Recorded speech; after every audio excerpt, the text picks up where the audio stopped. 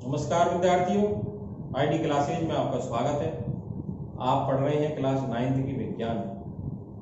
आपका चैप्टर चल रहा है हमारे आसपास के पदार्थ। आपने पदार्थ के बारे में जाना, पदार्थ की अवस्थाएं, ठोस, द्रव, गैस के जो गुण थे उनके बारे में आप जान चुके हैं और इसी के साथ ही आप क्वथन, वाष्पन, वाष्पीकरण के बारे में आपने सीखा।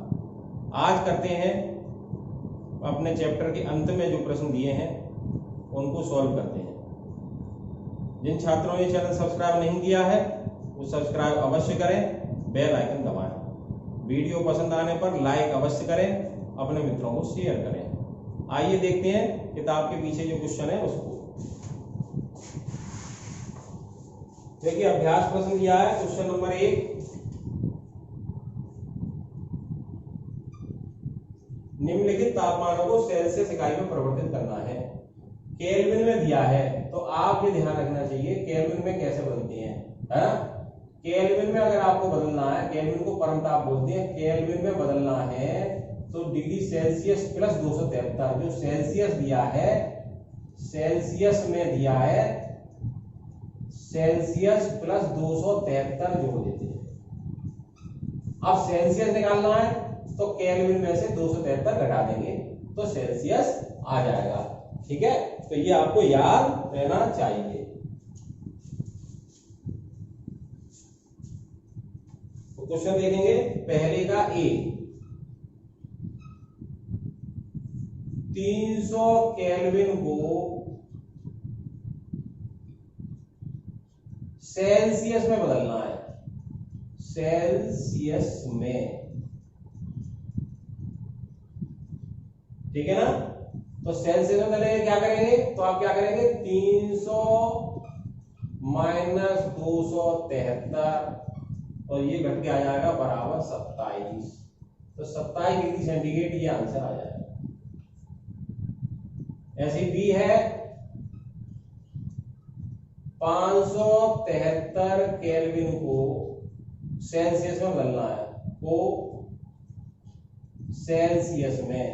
अब आप करके दिखाएं ये सवाल, सिंपल क्वेश्चन है, बता दिया मैंने तरीका, बताएं और लिख के भेजें मुझे।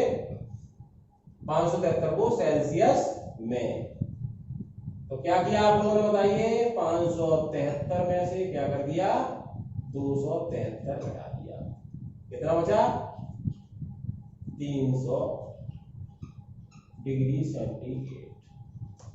ये आंसर हो गया आपका पहला। अब दूसरा दिया है, इसका रिवर्स दिया है।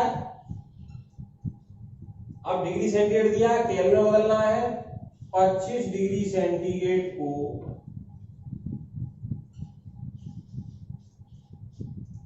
केल्विन में,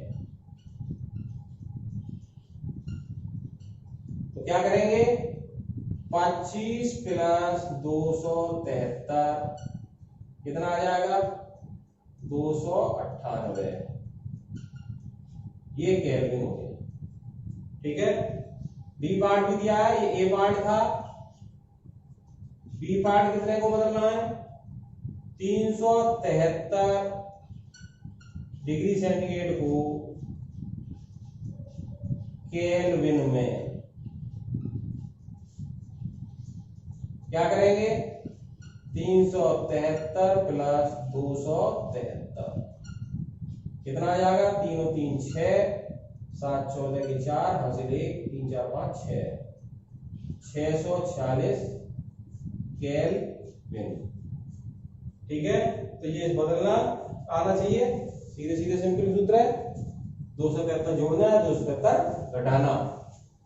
डिग्री सेंटीग्रेड दिया है, केल्विन में बदलना है, 273 जोड़ दीजिए। केल्विन में दिया है, डिग्री सेंटीग्रेड बदलना है, 273 घटा दीजिए।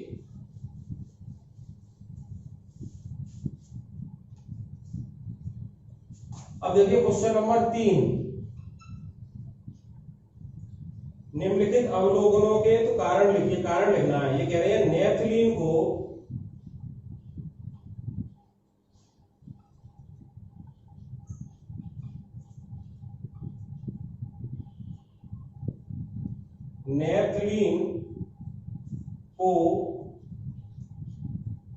रखा रहने देने पर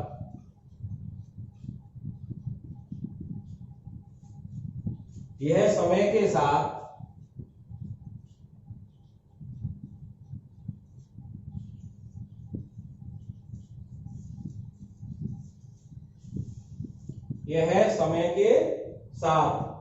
कुछ भी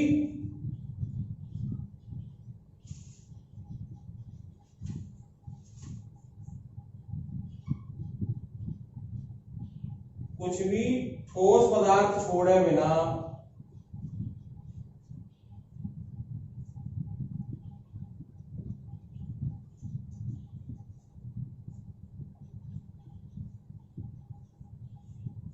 अदृश्य हो जाती है। अदृश्य हो जाती है।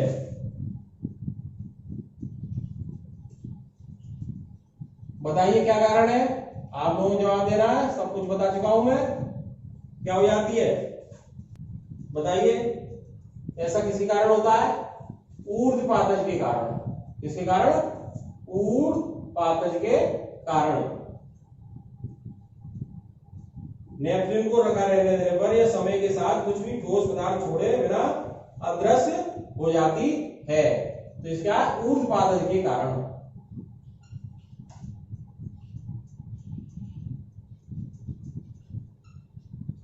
ऊर्ध्वपातज है नेपथलीन। क्या है? ऊर्ध्वपातज है, इसके कारण। ठीक है, अगला बी है,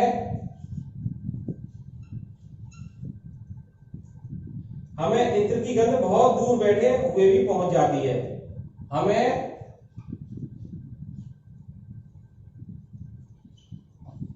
इत्र की गंध बहुत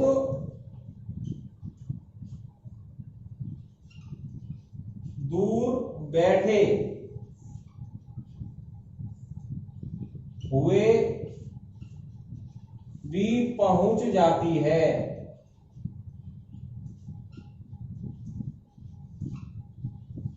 तो इसका आंसर लिख के भेजिए आप। क्या होता है? हमें इत्र की गंध बहुत दूर बैठे क्या होता है बताइए? तो ये है, इत्र का बाष्पन बहुत तेजी से होता है।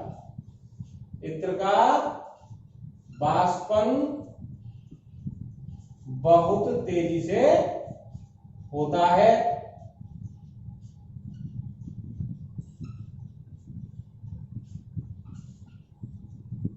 यानी इसका जो बाष्पन होता है, इसके कारण क्या है? इसके हम दूर बैठे हुए हैं, उसकी गंध हमारे पास पहुंच जाती है।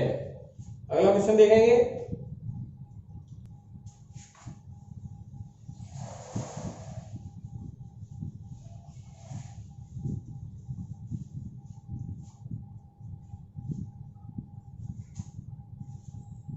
क्वेश्चन नंबर 4, आकर्षण के अनुसार व्यवस्थित करना है। बढ़ते हुए आकर्षण के अनुसार।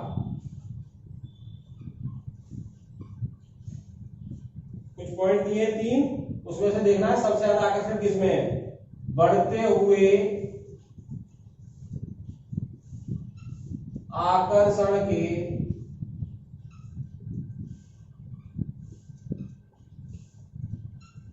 अनुसार। तो मैं आंसर सीधे लिख रहा हूं। क्या होगा? इसमें 3 चीज दी हैं, जल, चीनी, ऑक्सीजन। तो बढ़ते हुए आकर्षण, सबसे कम आकर्षण किसमें होगा? जल, चीनी और ऑक्सीजन में से। तो आपको जो बताया है, सबसे कम आकर्षण होता है वो गैस में होता है। उससे ज्यादा गैस के अणु बहुत दूर दूर हो जाते हैं, और गैस के बाद द्रव के कुछ पास आ जाते हैं, तो आकर्षण गैस से अधिक हो जाता है। और ठोस के बिल्कुल पास होते हैं, आकर्षण सबसे अधिक होता है। तो बढ़ते हुए क्रम में लिखना है। तो सबसे पहले कौन, इसमें से गैस कौन है? ऑक्सीजन।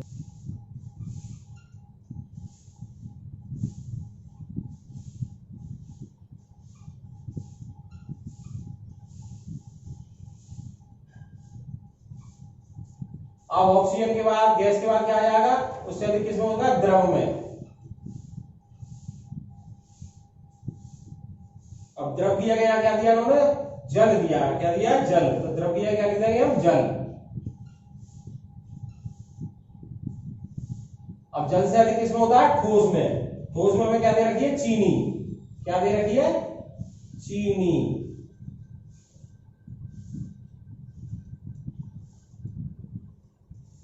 तो ये हो गया चौथा क्वेश्चन। पांचवा, निम्नलिखित तापमानों पर जल की भौतिक अवस्था क्या है? तो पहला है 25 डिग्री सेंटीग्रेड पर जल की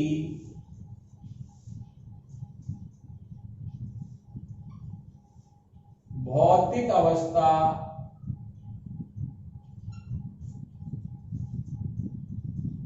क्या होती है 25 डिग्री सेंटीग्रेड पे? देखिए 0 पे जो होती है बर्फ और 100 पे गैस बन जाती है भाप।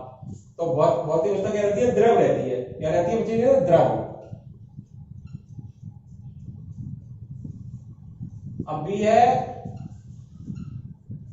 0 डिग्री सेंटीग्रेड पर जल की भौतिक अवस्था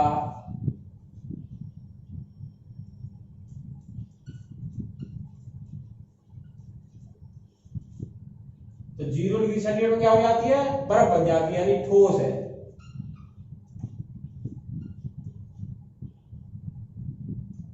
और तीसरा है 100 डिग्री सेंटीग्रेड। 100 डिग्री सेंटीग्रेड पर जल किसमें आ जाती है? वाष्प बन जाती है।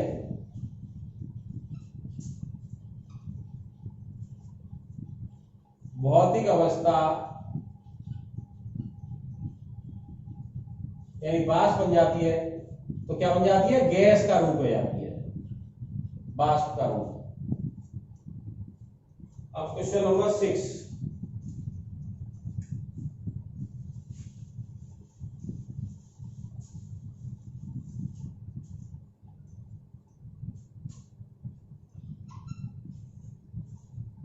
उसकी एक कारण है जल कमरे के ताप पर द्रव है।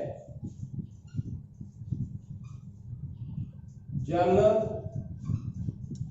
कमरे के ताप पर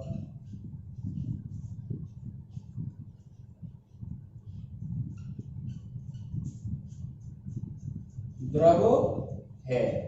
ठीक है, तो कमरे का ताप होता है सामान्य 25 डिग्री सेंटीग्रेड, 25, 26, 27, है ना। तो कमरे का ताप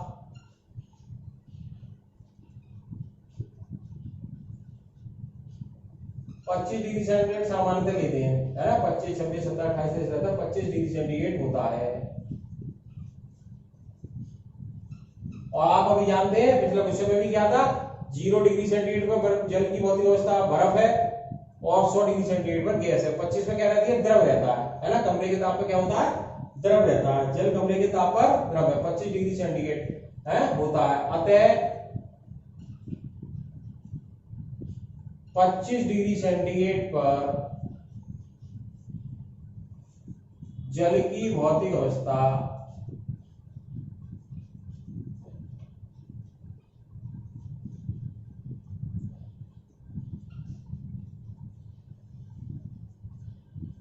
द्रव होती है, द्रव होती है। अतः कमरे के ताप पे क्या है? जल क्या है? द्रव है। लोहे की अलमारी कमरे के ताप पर ठोस है, ये ए हो गया। बी, लोहे की अलमारी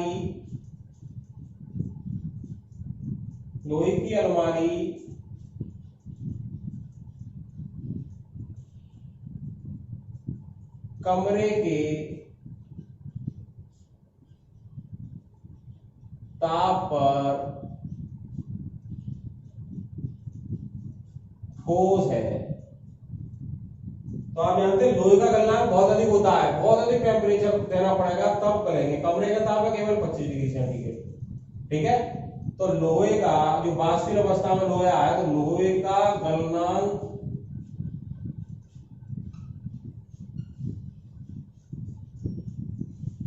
बहुत अधिक होता है, बहुत अधिक। यानी कि गलेगा लोहा तो बहुत कई हजारों डिग्री सेंटीग्रेड टेम्परेचर पे, तो लोहे का गलनांक बहुत अधिक होता है। अतः कमरा का ताप है जो 25 डिग्री सेंटीग्रेड पर, यह ठोस ही रहेगा, यह ठोस ही रहेगा। ठीक है, अवस्था प्रदर्शन के लिए बहुत अधिक टेम्परेचर चाहिए, इसलिए कमरे के ताप पर यह क्या है, ठोस है। अगला क्वेश्चन,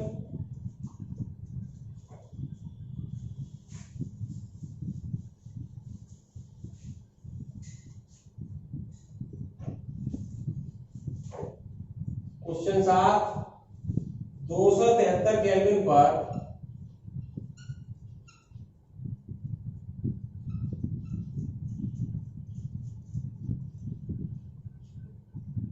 बर्फ को ठंडा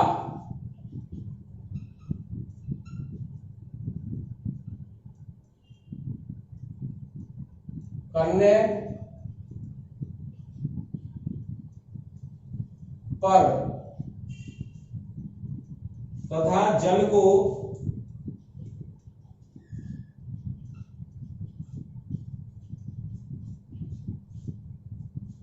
इसी तापमान पर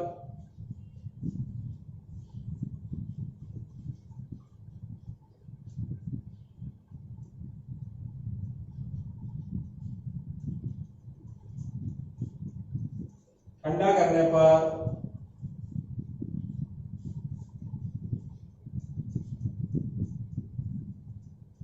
शीतलता का प्रभाव अधिक क्यों होता है?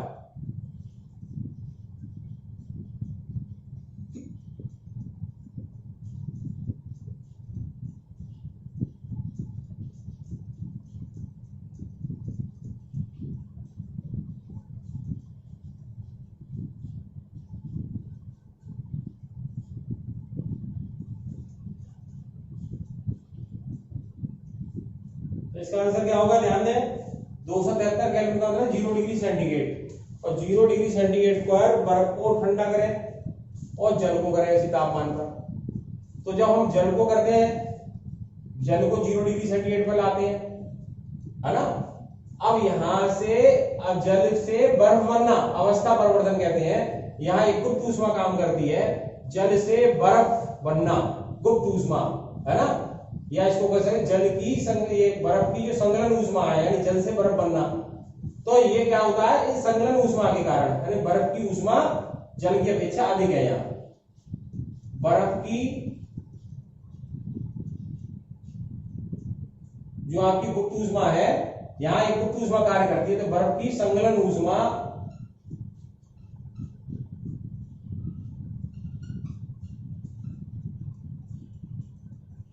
अधिक होती है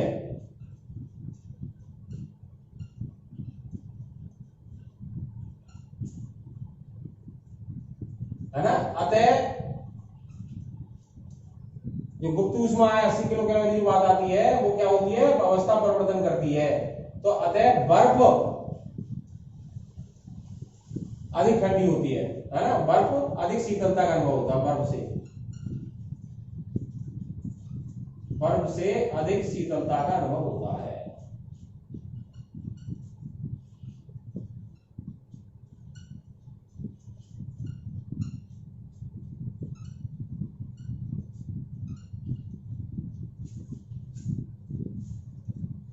अगला क्वेश्चन,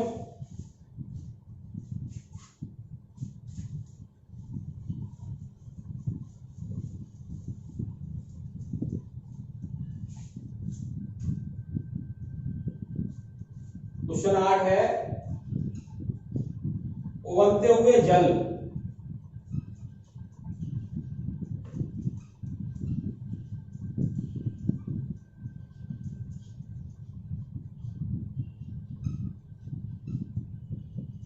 उबलते हुए जल अथवा भाप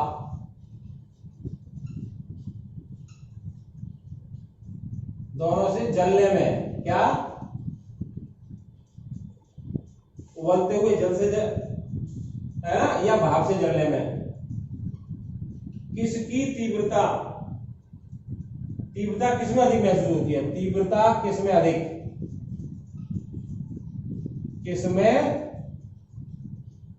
अधिक।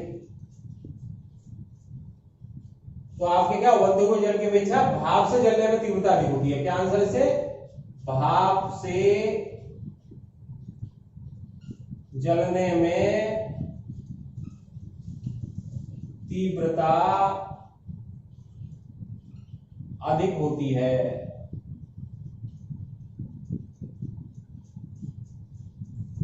क्योंकि इसमें भी एक गुप्त ऊष्मा है ना, जल से 100 का भाग जल आ गया, भाप की स्थिति हो जाएगी, जल से भाप बनेगी 100 की, तो क्या होगा, एक गुप्त ऊष्मा कार्य कर रही होती है ना, उसके कारण से क्या भाप में जलने की तीव्रता अधिक होती है।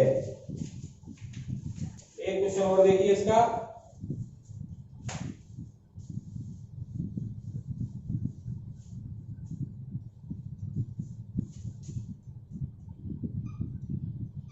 देखिए एक चित्र दिया है उसको समझेंगे।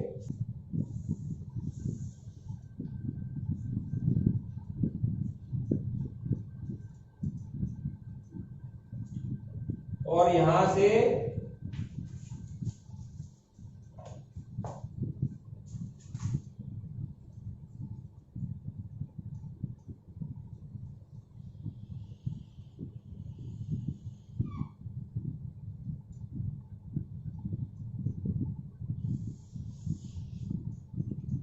और ये है गैस,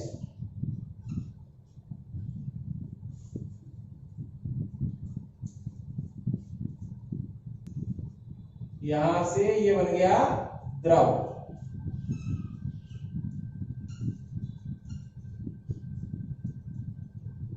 और द्रव से ये हो गई गैस। ये ए स्टेप था, ये बी स्टेप है, और यहां से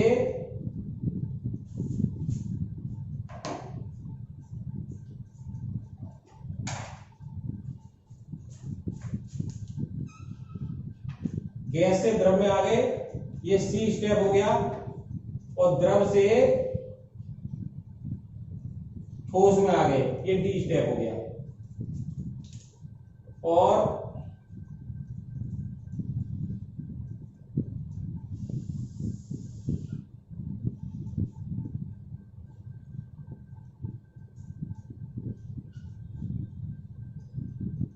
ये एफ स्टेप है, और ये आपका ई स्टेप था। इसमें ऊष्मा में वृद्धि हुई, यहां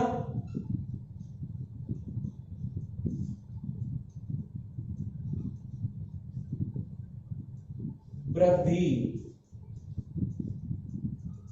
तथा दाब में कमी।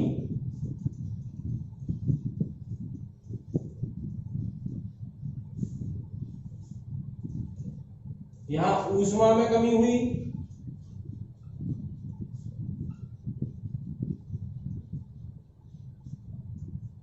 तथा दाब में वृद्धि।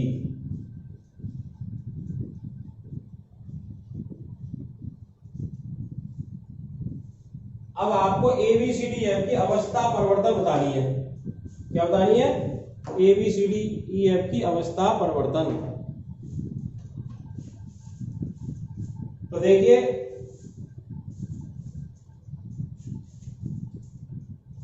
ए क्या है यहां पर,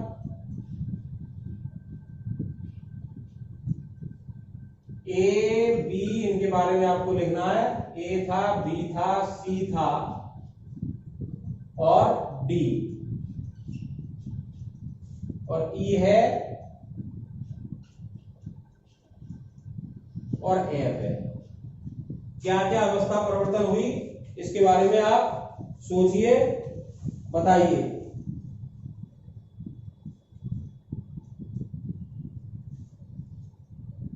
तो देखिए ठोस को द्रव में ले जाए तो क्या करना पड़ता है ना, ऊष्मा दी आपने और क्या द्रव बदल गया, तो ये हो गया संगलन। क्या हो गया? संगलन। ठीक है। अब द्रव को आपने गर्म किया और ऊष्मा दी, द्रव को और ऊष्मा दी, बन गई वाष्प, यानी गैस रूप में आ गई। तो ये क्या हो गया? वाष्पन।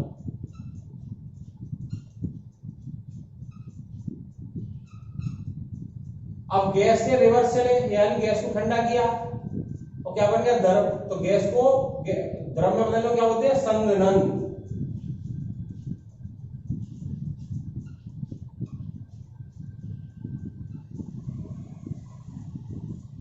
अब बताइए द्रव से ठोस बनाना, इसे क्या कहते हैं?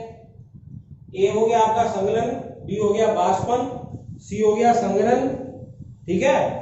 और पानी से आप बर्फ बनाते हो तो इसे क्या कहते हैं जमना। क्या कहते हैं? जमना।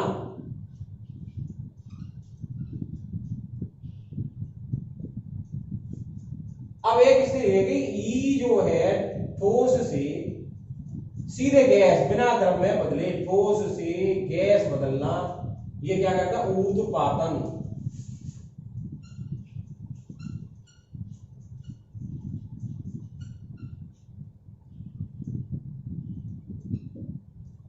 अब गैस से सीधे ठोस, है ना, गैस से सीधे ठोस, ये क्या हो गया? निक्षेपण। क्या हो गया? निक्षेपण।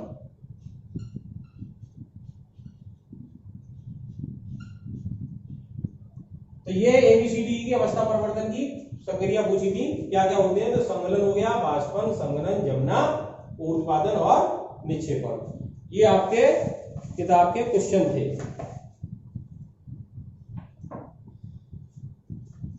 तो ये क्वेश्चन आप कर लेंगे। चैप्टर के बारे में पूरी जानकारी आपके पास आ गई है, आप इसे तैयार करेंगे, एक समरी के रूप में अगली वीडियो में इसका डिस्कशन करेंगे। वीडियो पसंद आने पर आप इसे लाइक अवश्य करें, अपने मित्रों को शेयर करें और हमें सुझाव दें आपको वीडियो कैसी लगी। धन्यवाद।